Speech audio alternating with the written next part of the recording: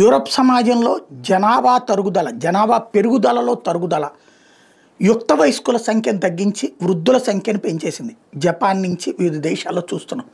దాని పరిణామ క్రమం మానవ వనరుల కొరత ఏర్పడుతోంది. ఇప్పటికిప్పుడు పనిచేయడానికి యంగ్స్టర్స్ ఉండట్లేదు. ఉన్నటువంటి వాళ్ళకి నాలెడ్జెస్ తక్కువగా ఉంటున్నాయి.